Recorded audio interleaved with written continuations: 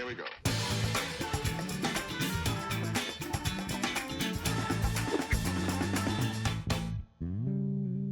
Hello and welcome to Set Talks, the podcast that helps you navigate and connect with the Colorado film scene.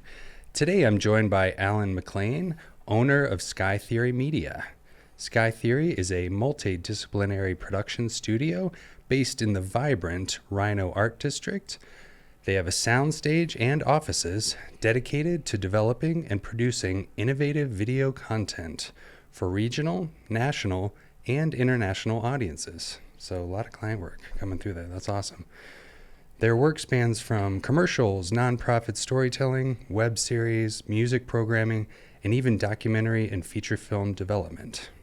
Collaborating with agencies, businesses, universities, and entertainment partners, SkyTheory blends creativity with strategy to deliver impactful media. Allen brings years of filmmaking experience to the Colorado industry, and I'm excited to dive into his journey and the process of launching his studio and his thoughts on opportunities and challenges facing the Colorado film scene. Allen, what's going on, man? Hey, how you doing? Thanks for the offer. Come in today. No worries. I'm really excited to dive into your studio space, so Yeah. SkyTheory Studios. Yeah. And obviously we'll touch on, because you're from here, right? Yeah. So native. So you've been here. Quasi-native. Okay, quasi-native. Born in Chicago and then moved out at a pretty young age. So formative years were certainly in Colorado. Oh, nice. Okay. And I'm from Cleveland, so we're kind of in the Why same did you boat. ever I'm not as cool as you from Chicago. Cleveland's like a wannabe Chicago, but yeah, you know, could roll with these winters all day long after living in Cleveland. This is nothing. But yeah, I'm excited to talk to you about the studio, because that's actually a big thing with Colorado in general that was identified. And we both were at that town hall that Shauna Schultz and that team put on. And I think they're going to have another one in October. But that Colorado film study identified that like infrastructure was a problem. And I don't know, I've just always, I guess, been curious about like what goes into building a studio out. Just the like logistics of it, equipment, like do you have to work with an architect that specializes in putting up a grid system, you know, and all that stuff. But yeah, before we dive into that, I don't know, what have you been up to this week? Well, this week is Denver Startup Week, which is a lot of fun. It's a point at which, you know, being an entrepreneur myself, you get to see the greater world of entrepreneurship as it relates to other industries. And you know, I'm always excited to meet other entrepreneurs. People are willing to go out and try something, you know, ride or die kind of situations that have a really passion about what they do. And so it's a lot of fun. I've been doing it for years and years, spoken at a number of them as well about media landscape and how that relates to entrepreneurship and, you know, that journey. So that's basically what I've been doing so far this week. It being Tuesday. Yeah, right.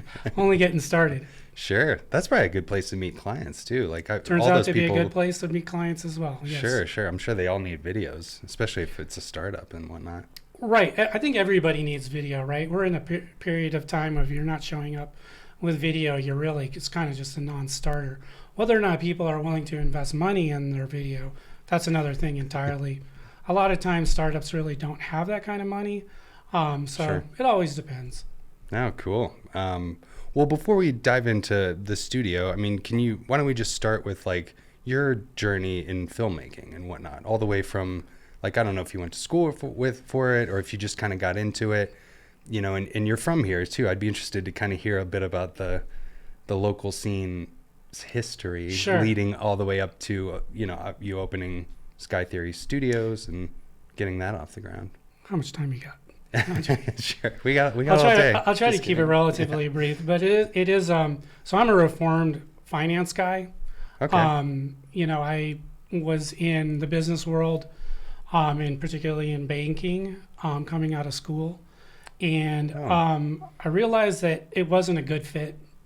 I was quite talented at it, but it just wasn't, you know, there was no juice in the orange for me, really. Yeah. So basically, I kind of checked out and ended up going on a kind of a long-term adventure in Europe, North Africa, and the Middle East, spanning several years. Wow. And I think it was through that time. I mean, I'd always been interested in like PBS. You know, we're in a facility here that also down the hall is Rocky Mountain PBS. You know, I was educated in part by PBS. Some of the documentary work that was out, Bill Moyers and others. Lots of great shows. Obviously, even as a very young kid with, you know, Mr. Rogers and Sesame Street, I grew up with all this kind of stuff. It was out while I was traveling, I started to realize just how much of the American media experience was ending up in a lot of far-flung places. I mean, obviously, Western Europe, people weren't necessarily watching a lot of our shows because they had a lot of content themselves. But if you're getting into like Africa and Middle East, quite a bit of programming from the U.S. dubbed into their languages. And the one show, when I was in Egypt particularly, the one show, this also ages me out a little bit, that everybody was watching was Baywatch. Okay, yeah. And, you know, it is what it is. But I also had this inclination that maybe we could do a little bit better about the kind of content that we were distributing around the world. So did they have offices here that like... Baywatch? No. Like PBS, like that. Well, it used to be Baywatch PBS Denver. Channel 6. They could do a mountain lake or something. Maybe a skiing thing or something. Yeah, there you go. Skiing, snowboarders. There could be an offshoot episode. Could be. Yeah. The bikinis got to go though, I think. Maybe hot tub. I don't know. People get in those outfits for the end of the season. Maybe that would be the one-day episode. Right. But yeah, like at the time, PBS Channel 6, which, you know, the linear channel, yep. Was based in the Golden Triangle, 10th and Bannock.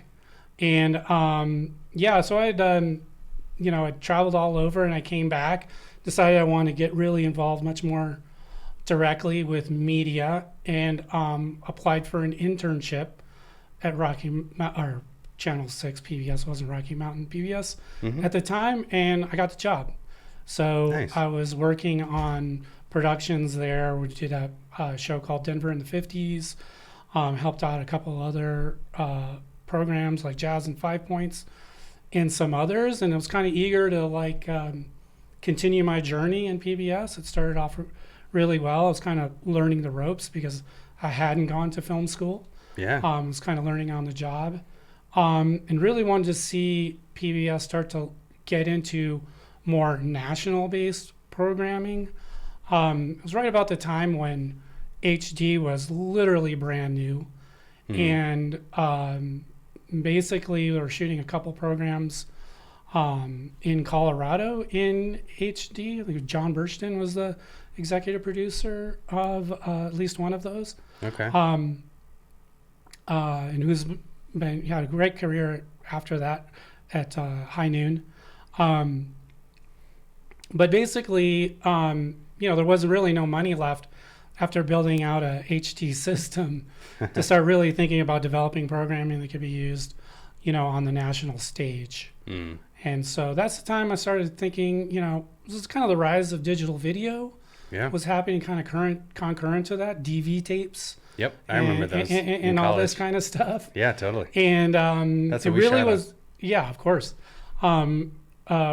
Really a revolution started to occur within the medium of film and video based on those tapes. And, you know, a lot of the early filmmakers of the time, you know, cut their teeth as well quite a bit on those systems. Yeah. And so I started working, you know, in that medium, working with small clients. Started, you know, kind of didn't really have a shingle yet, but started meeting people in the community, getting myself involved with the creatives that are around, kind of thinking the same way. Yeah. And really found a really wonderful community of people. And this is like, you know, in front and behind the camera, like really fun people. A lot of people I still know to this day, in fact. And we're all excited about doing stuff. So we shot a lot of things. Not a lot of it was very good. That's okay. Yeah. Some of it kind of rose higher than other pieces, and really got me motivated to start thinking about it in a much more concrete way, because I had the business background. Yeah. How do you make a business out of this, Yeah, totally. And how do you kind of share this kind of polarity between the business side and the creative side? Sure. And I've always in my career tried to be kind of between the two, sometimes, kind of translating ideas between the two sides. Sure. Yeah. But it's a space I enjoy quite a bit. No, that's cool. The DV tapes takes me back to college, and I think it's part of why I really look at every single piece of footage, and I think it comes from when you would have to capture it on Sure. those DV tapes, like capture it into the system. So you'd have to sit there and like watch everything. Which I still do that. I think it's important to see every little piece of footage to. Absolutely. And when I started, in the edit suites at PBS, we were doing assembly edits, off of 3/4 inch tapes, and and beta tapes and things, and you really had to have a sense in mind about your target and how you were putting it together, or you'd be there all night. Yeah, sure. Reassembling the thing. Sure. Real pain at the time. And so, the tools today are just, leaps, and it just really seems like a different universe in terms of tool set. Sure. Well, as far as SkyTheory Studios, or studios, in RiNo, which I shot at for my work, which thank you so much. That was such a fun shoot and a great pleasure. space. I mean, can you tell me about that? Like, ultimately, what led to you launching it? Was there a certain project that you were like, we need a studio to kind of like get this off the ground? Like, what led to opening that space and building it out? Yeah, so I've had a few different spaces that had kind of different functionalities over time. Okay. And it kind of all started, I was producing on a short film that we took to Sundance. Oh, wow. And went out there. It was like 2003, I believe, and just had time of our lives, being in that milieu of independent film at the time, which was like really, we didn't know it, but it was kind of the crest of the wave, as it were. Sure. But coming back, business partner at the time and director of this piece, we're thinking about, how can we take some of that vibrancy and interest and bring it back into Colorado? Yeah. And start thinking, how does everybody start out? You're cutting on the kitchen table, you're trying to figure out, and this is obviously before co-working spaces and the like how are you going to meet clients? You meet them at a coffee shop, where are we going to do all of this? And kind of hit on this idea that it would really be great to have kind of a space that was a resource for independent filmmakers, independent content creators, I guess. We call them now filmmakers. It's a bit dated as a term. And so we had found a place on Platte Street that was a building, beautiful building called the Zing Building, 1553 Platte Street. There was a coffee shop called Paris on the Platte that was right up in front of it, very artsy kind of environment. And we set about building a studio, putting post-production in there. We wanted to have a little screening lounge so people could actually screen the projects that they had made. Yeah. And just by a sheer stroke of luck, as we were building that, there was a film production coming to town that was looking for locations. Yeah. And our landlord had rented them their production office down the street.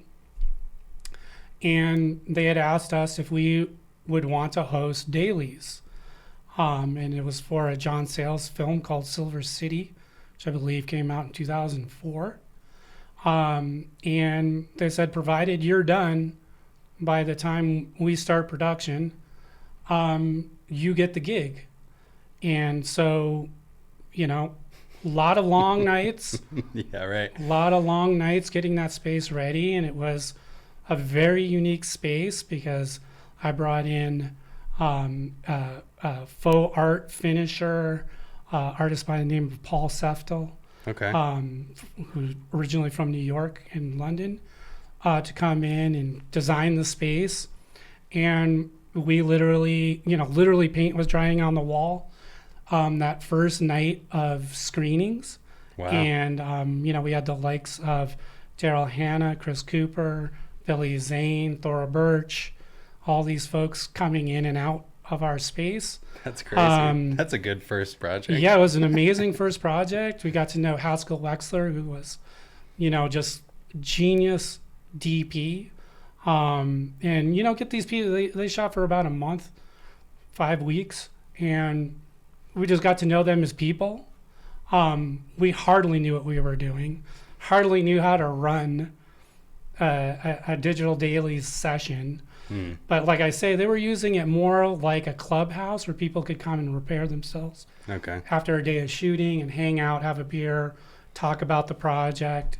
And it was great. And, one of the things they had told us was that you got to keep this quiet. You can't tell anybody, because they just didn't want the hassle of, having high profile people Sure. coming in and out of a space. We had no security. But on the last day of dailies, we were allowed to bring in the press. And so we brought in the press, could bring in one print, one news station. So we brought in Channel 9 and the Rocky Mountain News, which was a newspaper that used to exist. Okay. Quite, large newspaper, city newspaper. And we ended up on the cover of the entertainment section. The weekend entertainment section was a big thing at the time because that's where you went, actually looked up movie times and things to do, places to go. Sure. And the idea there was, the article was kind of written about like, is this, are we going to see a resurgence of film production in Colorado? Yeah. And so we've kind of been on that ever since. Yeah. I got a little bit of history on just like there used to be more studios here like in the 90s and everyone kind of packed it up and for kind of some discriminatory political reasons. Did you have somebody speak about Amendment 2 and the kind of Yes, I did. Background? Yeah. But for people that maybe didn't catch that episode, if you don't mind, because it's an interesting as history. I understand it, this is like dark ages now. But there used to be quite a bit more production happening. Perry Mason was a big show. A lot of the union people you find on sets and around, a lot of them are starting to retire now, cut their teeth on these programs, the national programs. And they're doing movies a week and things like this. At the time, I don't recall what year this was. I wasn't here at the time when it happened. But basically there was an amendment that was kind of, depending on who you spoke to, was equal rights for the gay and lesbian community, right? Or special rights. And of course, you've got these two opposing camps that are going to go out and try to like either make it happen or kill it. And this is in the early 90s, right? Yeah, this I believe is mid 90s. Okay, if I'm not mistaken. And Hollywood got involved and they said, this, I believe it was, if this thing passes, we're out. We'll blackball Colorado. Yeah. It passed, and they did. Right. And I was told it passed here, but then it went to the federal level, and they were like, I don't mean to laugh, but it's like, you can't do this. This is discriminatory, like WTF, and it was sort of squashed. Yeah. But ultimately, the deed was done, and the Hollywood people were like, well, it was over by then. I think, I haven't seen anybody do like really a deep dive on this issue. Yeah. It'd be interesting to kind of explore what that issue was at the time. Yeah. Because it can be read, I feel, in a few different ways, and this kind of goes to like, how you color media, where you're getting your media from. For sure, right? Because I don't think specifically that Colorado at the time really felt anti-gay. Yeah. But the law, I guess, was that they had passed. Right? I think. I think the law of the West is kind of live and let live. Okay. In the sense like if you're not bothering me on stay out of my business, you're fine. Yeah. but yeah, like eventually, it got into like the craw of, national media. Yeah. And, it was certainly a great disservice to people working in film and video. For sure. Yeah. I mean, and I heard that like, obviously it's just a shame that happened in general, but like that all these like production companies that used to have, that obviously had a big presence in LA, they would have offices out here, Mm-hmm. and they would all do all kinds of television shows and all kinds of media stuff out here. Sure. But once that law happened, it was like, well, we're out. Yeah. You guys are Because discriminatory and F you, right. like, I which mean, if you can't get top line talent, you really have a trouble selling a show. Sure. And I mean, and it's kind of limped on a little bit ever since, is what I've been told, just from people I've chatted with about it. Yeah, because hey, look, we have gay marriage, we have a lot of other things that are happening now. Yeah. But the train had kind of left the station, and it was, if you think about the mid '90s, the late '90s, you have this huge rise in cable television. And that starts taking off, and that's where a lot of the infrastructure investments were going. Yeah. Liberty Media, now Liberty Global, is literally in our backyard. EchoStar is here. Comcast had a huge facility that literally just got torn down on Dry Creek. Mm. And so there were the investment people were there. Regal Cinemas was based here. So there you get a lot of media, larger media enterprises that were based here.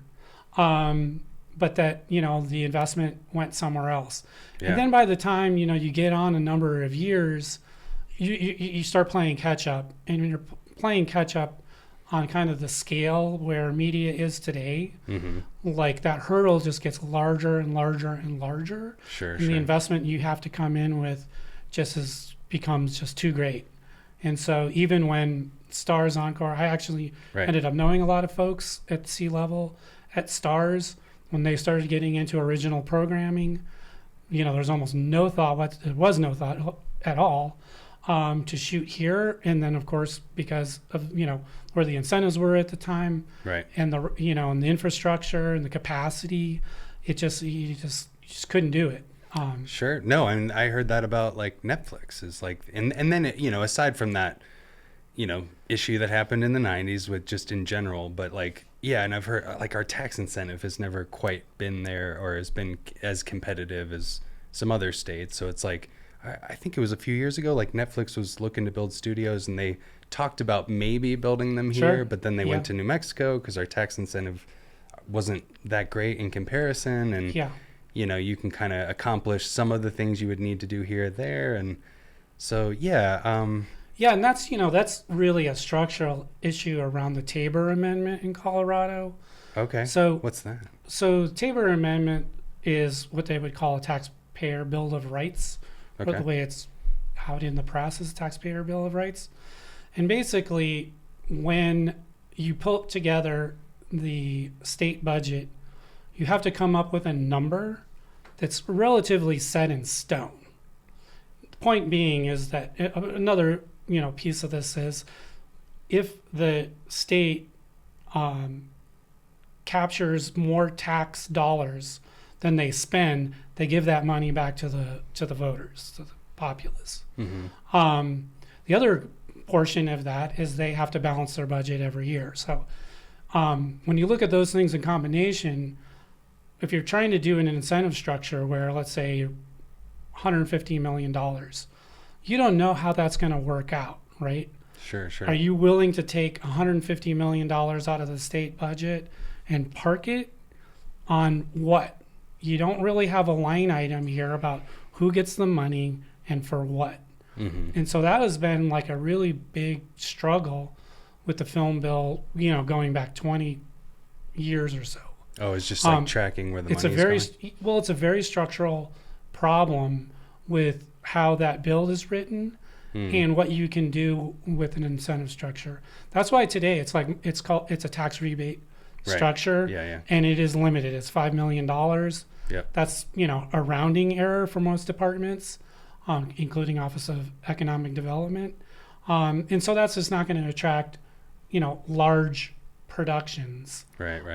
And as it is now, that this has been an issue for years and years and years, that, by the end of this year, Netflix will have pumped $2 billion into New Mexico into infrastructure. You see state of California just bumped up their incentive package to over $700 million a year because they're trying to draw production back to California, right? Particularly back to Southern SoCal. Mm-hmm. New York is doing an investment program as well. I don't think it's quite as large, but it's $300 million plus.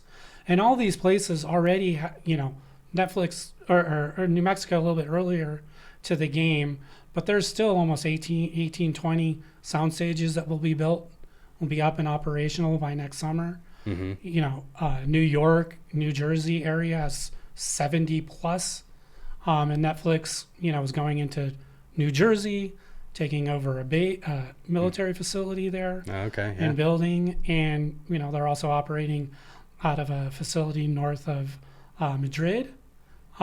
So like these investments in that capacity, I feel like have been made, right? Sure. And Netflix did that with kind of the easy money they kind of got, as they're kind of like robustly building out, their platform and their subscriber base. But times are different now, right? Mm-hmm. And so even like production in LA is down 40% presently, and everybody's feeling a little bit of tightness in the economy. So sure. So yeah, it becomes challenging to work in that environment.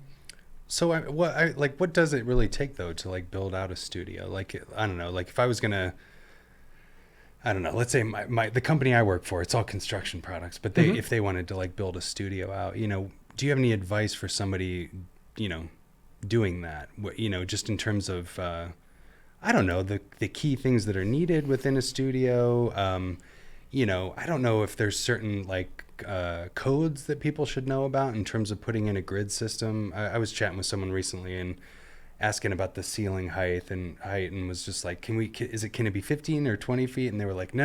It really needs to be 20 feet because that grid system needs to be 5 feet from the ceiling for the sprinklers to like, I don't know, something about the building code and stuff. So it's like, if somebody was going to like go into building out their own studio, what would be some of the main things to keep in mind as well as avoid? Yeah, I would think, first and foremost, like figure out how you're meeting the market. I think a lot of people in this industry, they have an idea that they're going to be out there making a specific kind of product, that's kind of, great, have, your passion projects and things like that. But really consider, because obviously, a studio is a pretty massive investment. It's a physical plant. Right. If you will, you're going to need a lot of stuff to, like, what audiences are you serving with that? Mm-hmm. And that's a moving target, right? Sure. We're in the age of like sort of influencer marketing and things like that. Yep. Which is becoming a bigger and bigger part of even our business, is working with people like that or SMBs on projects. They aren't necessarily going through an agency or an entertainment, certainly not an entertainment partner for. We do that at my company. We're getting more and more involved, and it's construction products. So it's like we work with this guy named Dave Mars, who's on HGTV. Sure. And then, but also some lower, but still a huge following, like influencers and stuff. And just doing kind of our marketing team directly with that person, essentially. And maybe their agent or something like that. But it is pretty, direct to influencer and all that. A lot of good reasons for that. And consider too, I've had these spaces in this studio I've had for about 14 years. Okay. Now, the landscape has changed quite a bit about, its utility, why we're using it, and for what. Now, if you think about what's on YouTube, there's so many people that are shooting in their spare bedroom or, anywhere, out in the world somewhere, right? Right. And I'm not trying to badmouth that at all. That's just where the culture is right now with what's available. I think it's really interesting that people are going out there and making their own content that way. Yeah. So like our studio, compound cyclorama, grid lighting, green screen, black curtains, all these kinds of things. I don't know necessarily you need all that anymore. Now, certainly we service a certain type of production. We work a lot with, national, international productions that are landing here in Denver to shoot generally somebody that's a local. And they want like a nice studio. Yeah, they want a nice studio. They want it, super professional. They have, it's a project that they have budget for these kinds of things. And, we keep it nice, keep it kind of, like our concierge-like experience. Yep. And we're a great part of town. You can put up, production companies and directors and other people in hotels that are walking distance. Yeah, I love the RiNo. studio. It's great. It's like a cool area. Restaurants and all kinds of things to do. That's just a subset of a larger media picture. So I'd say like if somebody was out there looking to develop a studio, I think they should look a lot more into the marketing that's happening now, that's likely to happen in the future, than trying to grasp at, some of the kind of larger productions, because like your infrastructure is just that much greater. Sure. Your investment's that much greater. So really determine the kind of work that you want in there and then sort of work backwards from there as far as like what you would need. Not only the kind of productions you want in there, the kind of productions that are happening. Sure. Right? And that's why I say you meet the market. You look at what's going on, and so obviously podcasting is a huge thing. Sure. Right? And I think there's the capacity to, for people to get into niches, and it's video podcasting, this is audio, but like I think there's ways to do that, in a physical space. Yep. Out in the world, or a mix of both. We're not at the end of history, right? The media products of the future, things that people really are gravitating towards, we're only starting to figure that out over time because it changes. And obviously with AI and things like this, it's going to change again. So it's really about figuring out what's out there, right? What's likely to gain in scale or utility, and what's likely to fall away. Sure. I mean, as far as like location, it's in RiNo, and maybe if you don't mind, like where at in RiNo, and ultimately what led to you choosing that area, which is a great spot for it, by the way. It's cool. A great spot. Yeah. So SkyTheory is at 34th and Wynkoop. So it's one business up from the Source Hotel and Source Marketplace on the Wynkoop side.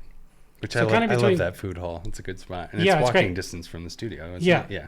You can spend an entire paycheck at Tamaki again. Yeah. Great place for clients. For sure. But and a great hotel to put up clients as well. What led to being there was this is kind of the transition from where I was in like Platte Street. At that facility, we'd done all these things there. And then as Platte Street was kind of the jumping off spot for what became Lower Highlands. And we started working with a lot of businesses that were going in there, some of the developers and other restaurants and other things that were going in, kind of making that a vibrant scene. And the owner of our building wanted to do a full renovation, like top to bottom, on the building, put in an elevator, and all this. This is a building from the 1886, old stone building, actually where Samsonite, like our facility, was where Samsonite got started. Literally. Wait, I've heard of that, obviously. What is that again? It's luggage. Oh, okay. Hard-sided luggage. Oh, that's right. And Dumb and Dumber. He's like, yeah. That's why I'm thinking of it. Yeah, great product. The luggage he has. Yeah. But there were literally holes in our studio floor from where the machines were. Oh, that wow. They would kind of, stitching machines and all the kinds of things. Okay, interesting. And it had been dormant for quite a while. Any case, our landlord gave us an offer, which was, we're going to renovate this place, and we can renovate your space too, and do like a capital build out for you guys, and your lease rate will go up the day that the pedestrian bridge over the highway opens. Okay. And that lease rate turned out to be 3 times what we were paying. Oh, wow. And so we looked at it and, looked at our numbers and everything. And although we had a lot of wonderful time there, did some really amazing parties, hosted really great people, that location became much more retail. It's obviously a block from Commons Park and all this kind of thing. And, I ran the numbers like this, the only way to make this work is to turn into a restaurant or bar. And we don't want to do it. So we ended up moving to Santa Fe Art District, 635 Santa Fe. Mm-hmm. And we're there about 5 years in that Santa Fe Arts District.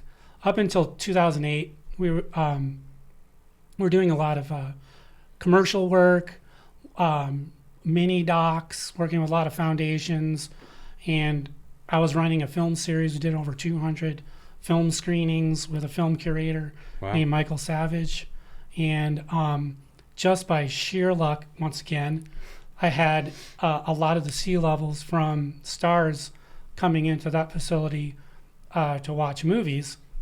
They had all recently been poached from IFC out of New York, and they really liked this idea of coming together, watching a movie, having some drinks, eat some food, stop the movie, once you're done, watch it all the way through at least once, and then go dissect scenes and stuff. Okay. And for me, that was like scene study and a way of kind of brushing up some history of filmmaking.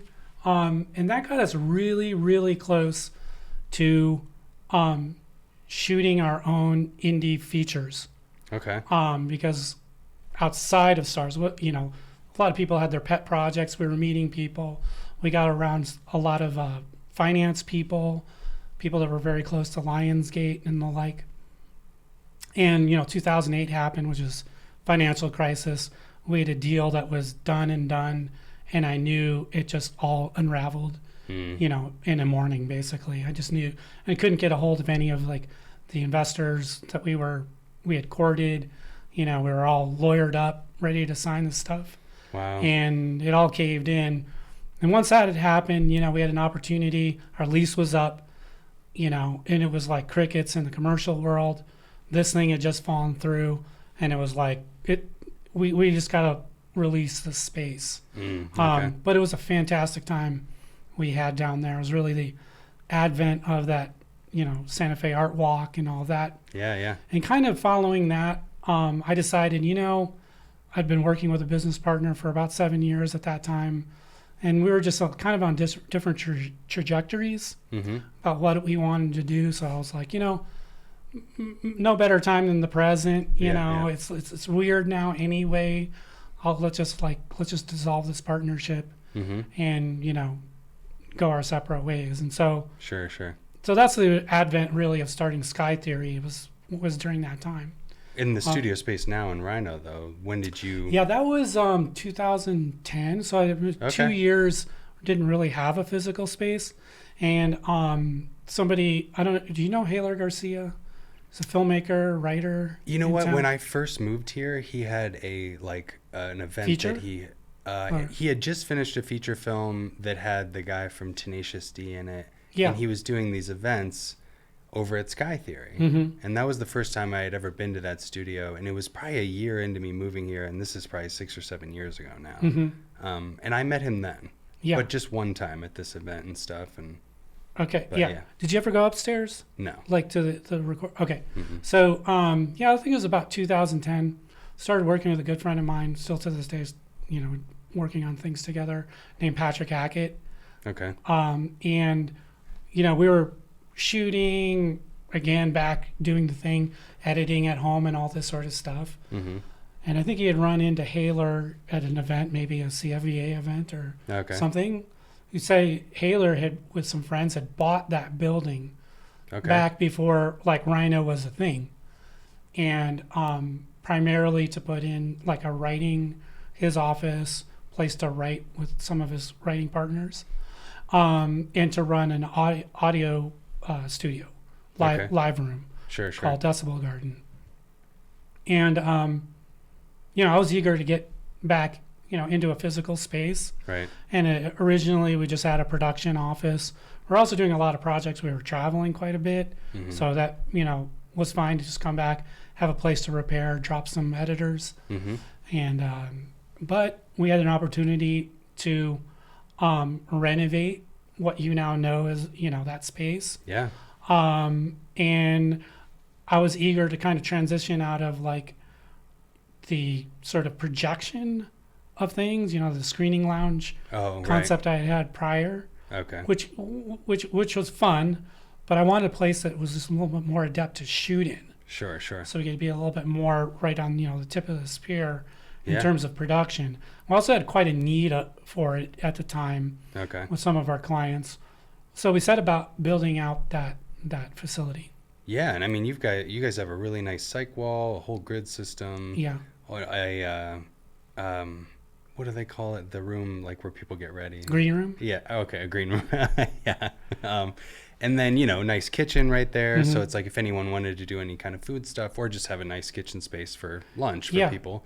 Yeah. I mean, can you tell me about building that out? Like, how did you go about that? Like, did you just hire like local contractors? Did you have to work with an architect that specialized in We that? did a lot of it ourselves. Really? Okay. So basically that level, that whole area hadn't been renovated in 20 years. It had been a squat. I mean, there's just a lot of things I learned later. It had been a squat for a time. Just like an back in the abandoned 80s. What's that? building? Just like an abandoned building, or what's? Yeah, it was kind of people not paying rent. Oh yeah, squatting. Okay, yeah, I thought that's what you meant. I was just not Maybe, sure. maybe it had Or is that a- electricity. I don't know. Okay. But it's had an evolution, that building, over the years.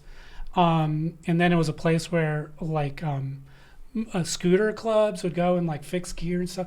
Anyway, it was kind of a mess. Okay. And we needed, first and foremost, to sound treat the place, Sure. because it is a sound stage. And we realized we were just going to have to gut the whole thing. Yeah. So it went about just like we literally tore everything out. Just sledgehammered it all and Yeah. took all the And pieces obviously we didn't put a lot back because it is an open void. But we had hired electricians come in, run it and everything. And it turns out nobody in Colorado was adept at building cycloramas. Mm-hmm. So we had to kind of just figure out how to do that Okay. ourselves. Yeah. Sure. That's cool. My only experience is building skate ramps when I was a kid. They're quite similar, Right. as it turns out. And I've been to some studios where they like walked me through and showed me photos of the build and stuff like that. But yeah, that's cool. What about like the grid system? Because that seems pretty robust. Is there anything involved with that like do you have to hire a contractor to get that thing up there? Not really. I mean, you have to have it engineered. Yeah, right. The sense that you have to look at loads and all. I mean, Yeah. engineer look at loads, how it's hung, how it's how it remains stable. Mm-hmm. But the actual it's actually pretty simple. Okay. Like I think if you think about hanging a picture, it's a little bit or like a lamp, Mm-hmm. From the ceiling. Yeah. It's similar, just way more robust Sure. Okay. because it's heavy. Yeah, the weight of that thing. Yeah. And at the time, we were running tungsten lights Yeah. because that's what you did. Sure. There was no such thing as LED. And those lights, they're steel. Yeah. And so, that they had weight. Lights these days, the LEDs and stuff, are like essentially weigh zero, Yeah. relatively speaking. And the heat those things put off. I don't Heat know was if there's terrible. ultimately things to keep in mind with like the distance from the ceiling or whatever, like kind of keeping them. And also keeping people cool. Yeah. We had, so one of the clients some time ago was Craftsy. They were coming in and doing a lot of their productions in our facility as they were building out this facility that they had created at the taxi complex, sort of across the river. And I remember one production, they were doing a show about how to sculpt with sugar, right? And this is a time at which we had all the 1K studio lights for the back for the cyc to kind of just blow it out. Well, we have like maybe 8 to 10 of those. The kitchen was running at 100% because they were melting sugar, and sugar melts at quite a high point. So the stuff is really hot. Ovens are on, double ovens, full blast. The range just like full blast. Sure, yeah. And it was 102 degrees outside. And so we were running 3 air conditioners, a swamp cooler. Like, it was just, wow. I was basically overnight trying to get the place down to about, 58 degrees, Wow. on the overnights, just so that it was tolerable to like work during the day. Wow. But it was, obviously the sugar heated the place up quite a bit. But, those tungsten lights, each of those is just radiating heat, just intense amount of heat. I mean, they're literally white hot. Yeah. Right? So, Right. Well, as far as like today, I mean, what are the typical clients and stuff, and you kind of talked about being able to evolve with different content that's getting created. What are some of your kind of typical clients that you see come through there, and outside of people dancing with construction products? Which is, he's referring to his project. So we work a lot with national clients, broadcasters, production companies. Like I said, that come, have somebody that they need to shoot locally. Work with, healthcare systems, insurance carriers, people doing their own commercials. So we're not the ones, like shooting a piece, kind of like the way you did. Right. You came in and do your own project. Are they just using it as like an interview space on a psych wall kind of thing? Okay. Yeah. That's cool. And then, just such a wide range, and something that's really starting to crop up is these influencers that have, like kind of their own, their mini networks themselves, have a certain amount of, fan base or subscribers. Right. So that's becoming a piece of the business now today. Like influencers wanting a studio to do something a little bit more high end, I guess. You think we're here doing multicam podcast thing. Well, if you were like, wanted to do a multicam in a sound secured environment, right. It's a place that is useful for that kind of thing. Okay. And we've done such a wide variety of things. Like during COVID, we hosted the third-party presidential debates that were supposed to be downtown, but of course, you couldn't do that kind of thing. You couldn't have people around. Oh, wow. So we literally had, like the party is like Constitutional Party, these other Green Party, and all these people cool. do. Just set up podiums in this psych wall space. And Like a different, setup that we live streamed out of there to, to these folks. And that was, that was a lot of fun. Very strange kind of production, but really interesting as well. I felt really proud to have that in. Sort of speaks a bit to, this idea of, offering a space for the dialogue of ideas. Totally. Something I've always been very interested in, holding space for those kinds of things. But we've had, organizations doing yoga teaching platforms. A company that's very similar to Peloton came in, shot, entire library of content. So, all kinds of things. That's cool. Shot for, National Geographic, Discovery, shows like American Greed. I've had like ex-director of CIA in our space.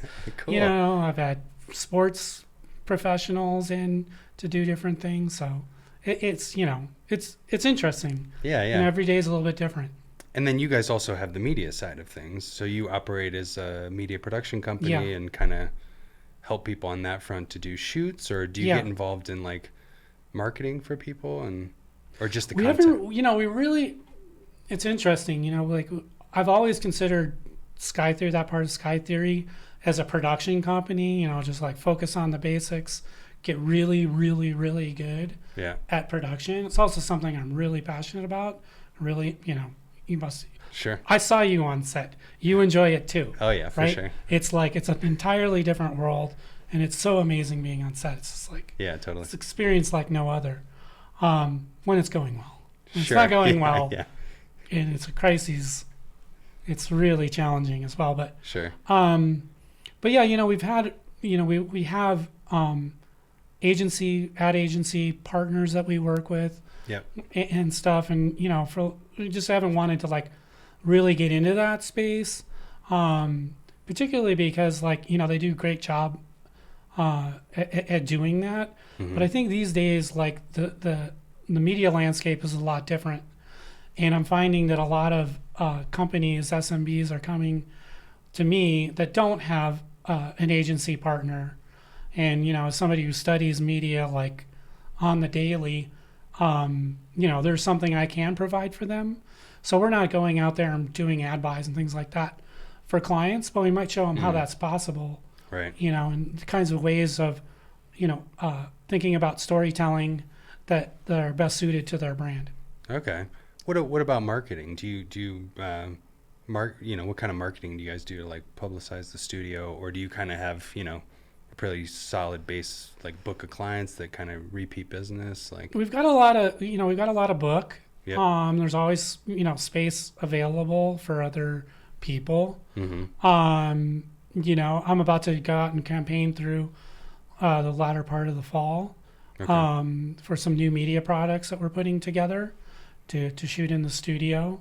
But I've been really, we just haven't been much on social media as a studio, largely because a lot of our stuff is in other people's media accounts, right, and other media companies as well. And social media is like kind of the excuse me, end all and be all of like the current zeitgeist. Mm-hmm. But I'm also quite critical of it. Yeah. Well, and all these people are probably like what we did on the shoot I was there for. It's like you post. It's kind of cool to be at a studio like that, Sure. And it's like posting behind the scenes content. Even for my company, that's something that the whole marketing team really loves to see. Is like seeing the shoot, as well as the content that we're going to create. That's coming. And I would say, maybe because I've just been doing it for so long, I just don't see as much of that side to it. Mm-hmm. But certainly the first thing most people say when they open that door is, wow. Yeah. Because it is, quite a unique space. And a lot of people are like, oh, man, I wish I had one of these. Totally, and these kinds of things. I just haven't been on social media much around that, but we're going to be leaning into a lot more of the social media environment. It took me a while just to like really realize how I wanted to show up there, specifically because we're, the society at large is in a bit of mayhem. Yeah. And not only here, but globally. And, 25 years on into the century, we're in a very kind of dire place.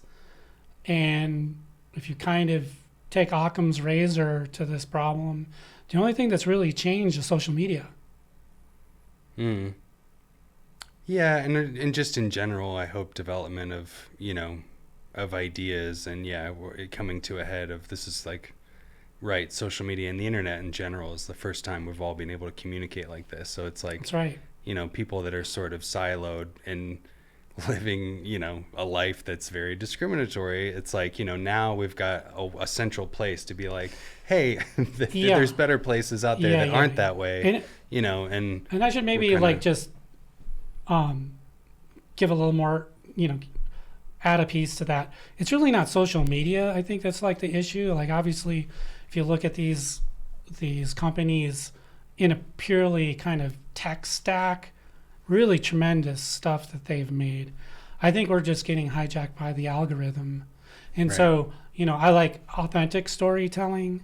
I like, trying to take the high road, whatever that looks like. Working on projects that you can have a real and material difference in people's lives, from very serious topics to entertainment. Right. Right. Yeah, so it's sort of in that world, in that context, I see a lot. I just don't want to enter the fray in that way, and be, kind of one of these people. To be practically impossible for me, is to produce the content, but don't listen to the feedback. Sure. Yeah. Well, I mean, on that note, as far as like, the local Colorado film industry, to get specific with that, I don't know. And you've been in the thick of it for a while with everything you've been doing. Like, I mean, I don't know, where do you see this headed? Are you kind of hopeful for the future? And, I know like CFVA, WFMCO, they're trying to do those like town halls and taking that Colorado film study and, identifying some of the things that we really need to add focus to. And, kind of the question in everyone's mind is like, how can we rebuild this into more of an industry? Because there's all kinds of stats of like, there's so many media people here and so much talent here, but like not, there isn't actually a huge amount of work here, but you have all this talent here that's looking for work. Yeah. And yeah, so like, and it'll be interesting to see what happens at that town hall, which I think the next one's in like October. But like, I don't know, what are your thoughts on that? Because you were there, and yeah, you can kind of see what they're trying to do. Are you hopeful? Maybe Sundance will help kick well, I think things into gear a little bit. Broadly, media isn't going anywhere. Yeah, content consumption isn't going anywhere. I think there's still a place for independent content producers, people making stuff. But I think we really need to, locally, like really focus on what is possible with where we're at. Right. And, I think over time, I've been involved in this community for 20 plus years. Everybody, including myself, frankly. So, I'm not casting aspersions on anybody. But you start out and you go like, I'm going to make the next fill-in amazing movie here. Reservoir Dogs. Yeah. Reservoir Dogs or this or that. Yeah, like, okay, well, there's a very, very, very remote possibility that you can do that. Sure. Now, how are you going to get there? Right? And we're in an environment in Colorado, it's not inexpensive to live here. Like if you're going to be a media professional, you're going to need to figure out how to get paid consistently for what you do, right, creatively. And I think it's worthwhile to focus on that.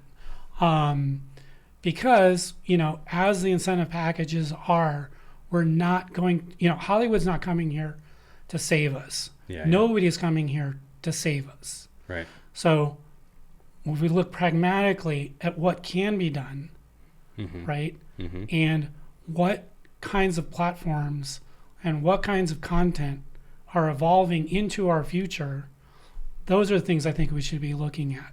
Sure.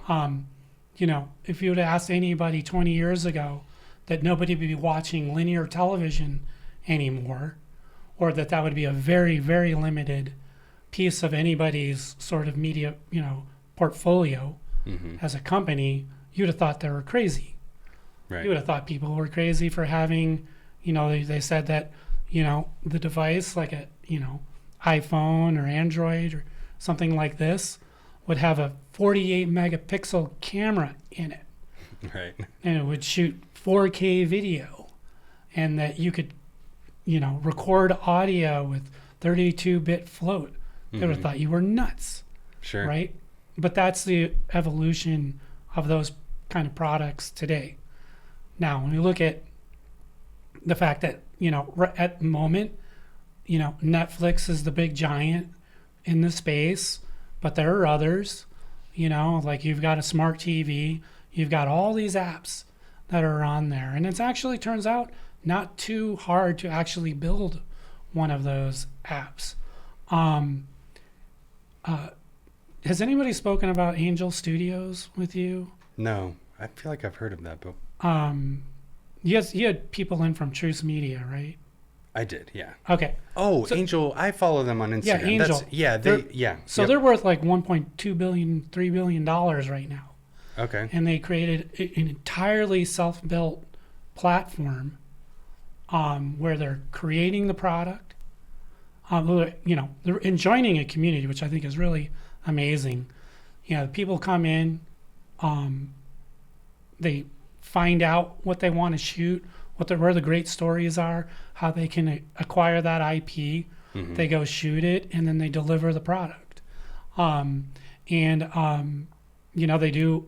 I think I should say they're quite a bit in like kind of the faith-based community. So it's like a already kind of organically Yep. produced community of people that want a certain kind of content. Right. And it is like their own version of Netflix where you have Yes. to sign up and Yeah, but it's free. yeah. It's actually free. And then like Truce Media, right? Yeah, it's Yeah. like everybody that worked on the film kind of gets a percentage Yeah, of I each mean- time someone watches a film for a couple bucks or whatever. Right. Each of these are a little bit different Mhm. in terms of like how they do their thing. Mhm. But I think they're really compelling cases why studios and media companies in Colorado could really avail themselves of some of the local or Colorado law to get the same kind of things done. Mm. Because then, you're kind of in control of your own, media experience. And if you can bring people around a certain kind of content, Sure. and kind of enjoying the community with you, whatever that community might be, there's some real advantage of doing that specifically in Colorado. Okay. Yeah, no. And yeah, Truce Media, Truce Plus, it's called. That's right. They're trying to do the same kind of thing where I know they have this program they're looking to do where they do a feature film, I think once a month, because their goal, where it's like micro budget features and stuff. And I had them on here to talk about the Flamingo Effect was their feature that they made. So yeah, I mean, it's an interesting idea. And I think you and I talked about this at the last CFBA meeting is like, it's becoming, especially with AI stuff too, it's becoming easier and easier for people to make content. Yeah.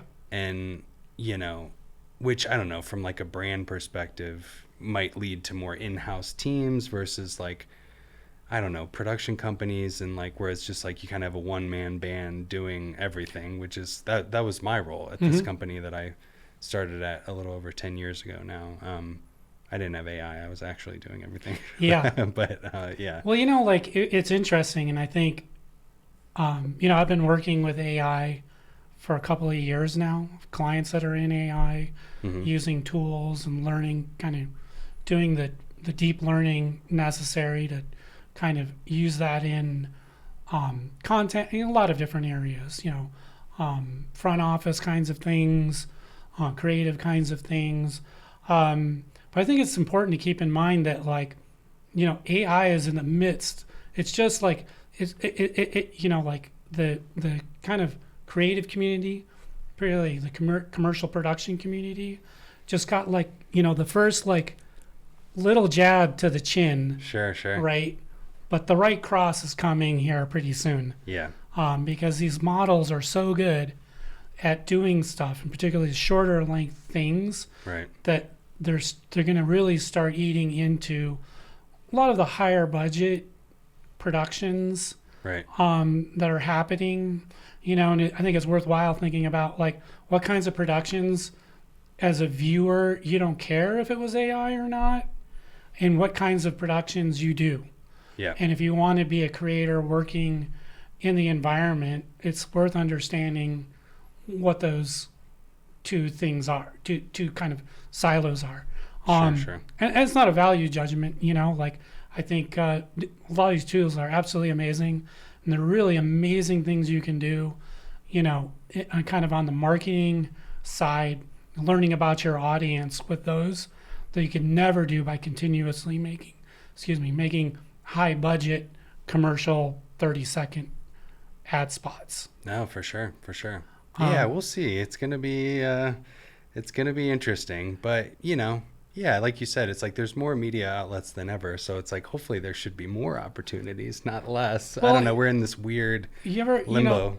as a kind of a metaphor here, like, let's say AI created football players, Mm-hmm. right? And I've seen robots. What robots can do these days, Yeah. they're pretty good. Would people want to go and see the Broncos be a completely robotic team Right. facing another robotic team? When people go to a concert, do they want to see a digital simulation singing, playing music? I want to see people. Right. However far this technology goes, we're just still human beings having somatic experiences, and the ability to kind of create media products that can kind of enjoin people in that empathy or empathic understanding. Right. This is why we love movies. It's why we love shows, because they draw us in to them, and that is largely due to performance of other human beings. For sure. Yeah. Yeah. I don't really see it having the same impact. But I don't know. I guess we'll see. I say that for now. Yeah. A generation from now, this might be completely different. Right. But for today, people are looking into the media landscape. Mm-hmm. Today, I think that's an important thing to kind of look at. And also, there are AI tools built into the products we use every day. Resolve or Premiere, Adobe products. Right. These kinds of things, and you can take really janky audio and make it sound pretty good. Yeah. And you didn't hire that audio engineer to do it. Right. And so it's worth looking at, these kinds of feels within the greater perspective of content production. Yep. And crews and post-production, that, what stays and what goes. For sure. And, I think it's just worth people, I know a lot of people are super apprehensive about opening up, Pandora's box, as it were. Right. And I can totally understand why. But, just for their own sake, it's, I think people should do that. And, they find themselves in a place that looks like it's going to get overrun by AI. Mm-hmm. Maybe there's an avenue in there, thought process that could get you into some other space that's similar to what you were doing, Right. But that has a little bit more staying power. No, for sure. Yeah. I know they're pushing it at my company for us to start using it and whatnot. So, I mean, obviously companies are sitting there going, this is going to cost how much? Can we just, use AI to do it and this and that? And like, I don't know. I understand everyone's hesitation on it, and it is kind of really messed up that you're not hiring that person to do that job that, you normally would have. But yeah, I don't think it's going away. It is absolutely not going away. In fact, it's increasing. Yeah. It's scaling.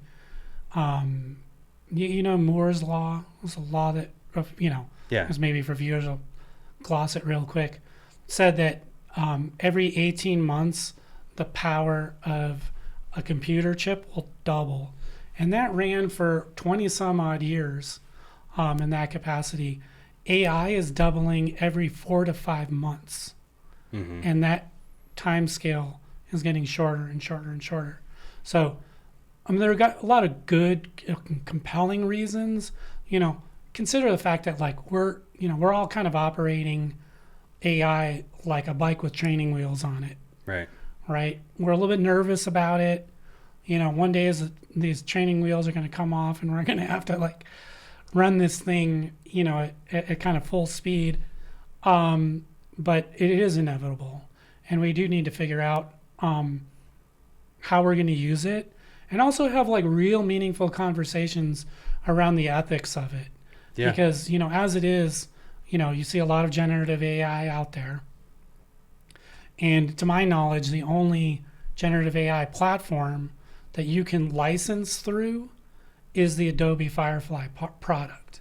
So anything else is going to make people nervous to use. Now, if you got your little podcast or, some other kind of smaller production, you can probably get away with it.